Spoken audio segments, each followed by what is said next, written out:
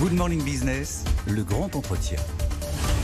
Et notre grand entretien aujourd'hui, c'est avec Gauthier Louette. Bonjour, vous êtes le PDG du groupe SPIE. SPIE, c'est un groupe qui est à peu près aussi peu connu que présent partout dans l'économie française, spécialiste du génie électrique et de la mécanique. Vous accompagnez les entreprises aujourd'hui dans l'électrification, dans les révolutions vers le numérique, vers la transition énergétique. 48 000 collaborateurs. Vous avez franchi le cap des 8 milliards d'euros de chiffre d'affaires en 2022. Certains analystes ont appelé vos résultats des résultats étincelants.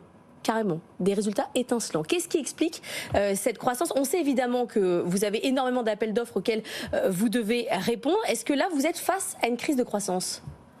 Alors, une crise de croissance, non, mais l'ambiance est électrique, hein, effectivement. On est dans une période où la demande pour nos métiers est très très forte. Et moi, ça fait 20 ans que je m'occupe de cette entreprise et je crois que j'ai jamais vu une demande aussi forte. Alors, elle est générée, cette demande, par une transformation du mix énergétique en Europe, avec beaucoup plus d'électricité. Donc, l'électrification de l'Europe, c'est un processus qui est en marche. Et puis, dans ce mix énergétique, dans cette partie électrique, il y a de plus en plus d'énergie renouvelable, donc d'électricité bas carbone. Alors le bas carbone, c'est en France le nucléaire, et ailleurs en Europe, c'est beaucoup l'éolien et le solaire. Mais est-ce que votre travail à vous, c'est une entreprise vient vous dire je veux me décarboner? Dites-moi comment faire. Alors ça c'est un autre aspect. C'est effectivement une tendance qu'on observe ces années-ci. Toutes les entreprises s'inscrivent dans une logique de décarbonation, donc avec des engagements à 2030, 2050. Et pour énormément d'entreprises, en dehors des entreprises industrielles, ça passe par une réduction de leur empreinte carbone pour leurs bâtiments. Donc ça, c'est tous les métiers de l'efficacité énergétique dans les bâtiments, sur lesquels on est évidemment très présent, avec des enjeux de réduction de 30-40% de l'empreinte carbone des bâtiments. Et d'autre part, la deuxième composante importante, c'est la flotte de véhicules.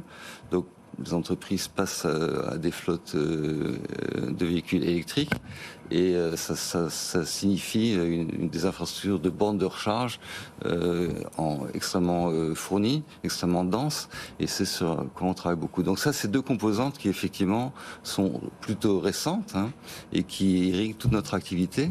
Ça vient se superposer à des tendances déjà un peu plus anciennes sur la transformation de la production d'énergie. Alors justement, sur la décarbonation, sur la transition écologique, Bercy vient de présenter les grandes pistes de son futur projet de loi sur l'industrie verte. Est-ce que ça répond à toutes vos attentes, notamment en termes de financement ? Alors, le financement, c'est encore un petit peu tôt pour dire, mais on a déjà quelques indications. Mais bon, c'est plutôt encourageant, effectivement, et je pense que c'est un plan qui est bienvenu, très très clairement. Nos clients industriels ont un enjeu, effectivement, de réduction de leur empreinte carbone. Alors, avec le renchérissement de l'énergie, en particulier du prix du gaz, beaucoup cherchent à électrifier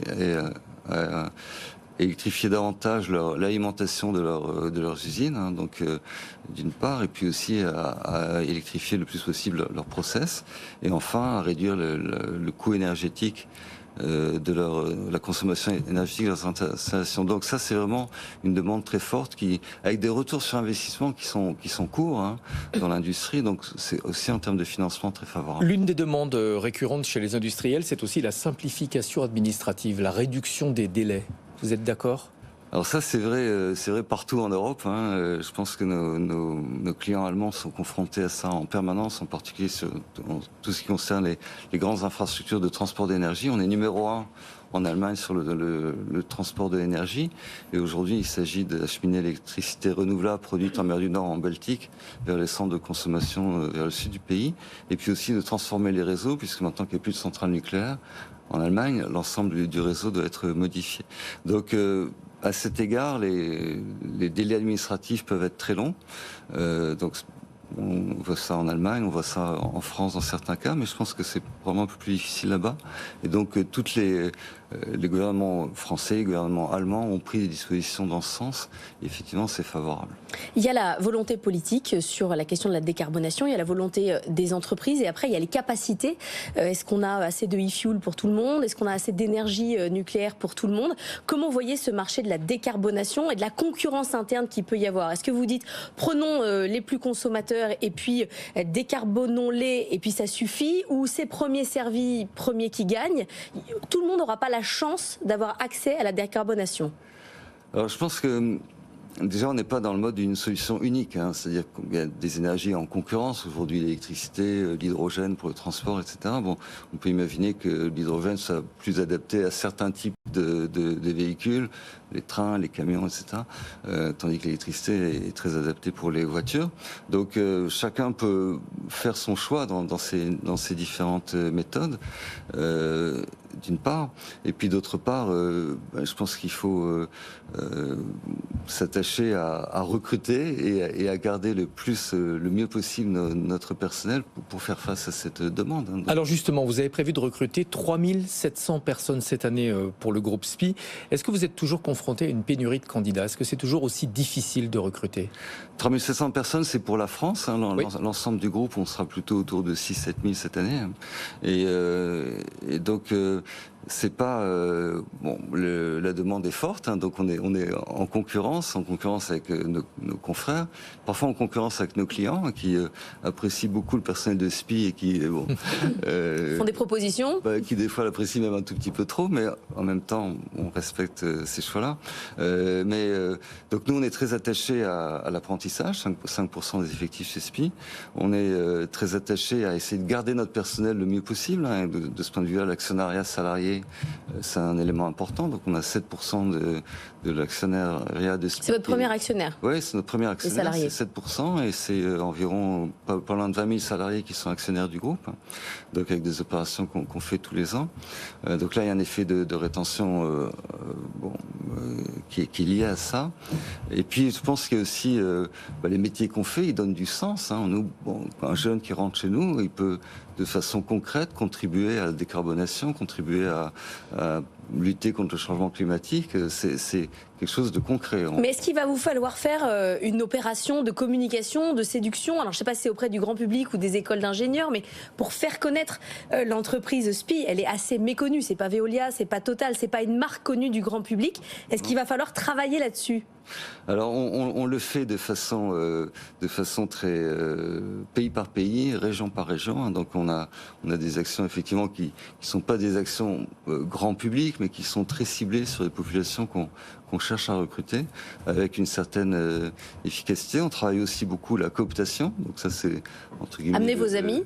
Oui, amener vos amis. Et ça c'est important parce que d'abord nos salariés sont attachés à faire venir des gens de qualité, pour que ces gars-là se plaisent, ou ces femmes-là se plaisent chez nous, et puis pour qu'eux aussi montrent qu'ils jouent un rôle pour l'entreprise de façon positive. Donc la cooptation, c'est important. Il y a des endroits où ça représente 50% de nos recrutements. L'inflation, la hausse du prix des matières premières, comment est-ce que ça a impacté votre activité? Alors ça a eu un effet assez soudain et assez violent en 2022. Ça se calme actuellement. Bon, on a réussi à faire passer cette inflation dans nos prix, hein, puisque intégralement. À peu près, puisque globalement nos marges ont encore progressé en 2022, mais c'est pas partout exactement pareil évidemment. Hein. Et puis ça reste quand même une lutte hein, pour faire passer ces augmentations de prix. Ça se calme un peu cette année. Bon, déjà ce qu'on observe cette année, c'est que l'ensemble de la supply chain est mieux organisé, donc les délais de livraison des matériaux ou des matériels ont tendance à se réduire, et puis les prix ont tendance à se stabiliser dans certains domaines. En matière de croissance externe, vous allez continuer des rachats. Vous avez perdu un projet face à Bouygues dernièrement, mais vous avez fait des acquisitions de croissance externe 5, je crois, ces dernières années. Vous avez encore des cibles, il y a encore des choses à acheter? Oui, le marché est très fragmenté. Depuis 2007, on a fait 160 acquisitions. Et en 2022, on a fait 5 petites acquisitions, et puis une très grosse aux Pays-Bas, qui nous a fait à peu près doubler de taille aux Pays-Bas, et qui a fait de nous désormais le numéro 1 aux Pays-Bas dans nos métiers. Donc le modèle entreprise, on génère beaucoup de cash, hein, il y a une très grande discipline sur le besoin en fonds de roulement, donc on génère beaucoup de cash. Ce cash, on le réinvestit dans des acquisitions, donc petites et moyennes, de temps en temps des plus grosses. C'est un modèle extrêmement vertueux. Le marché est très fragmenté, donc il y a des myriades de cibles, et ces cibles, effectivement, là encore, la présence locale joue un rôle important pour identifier les cibles de qualité. Merci beaucoup, Gauthier Louette. Je veux vous appeler Xavier depuis ce matin, je suis vraiment désolé. C'est mon confrère chez Vinci. Ça doit être ça. Merci beaucoup en tout cas d'être venu en plateau ce matin, Gauthier Louette, PDG du groupe SPIE.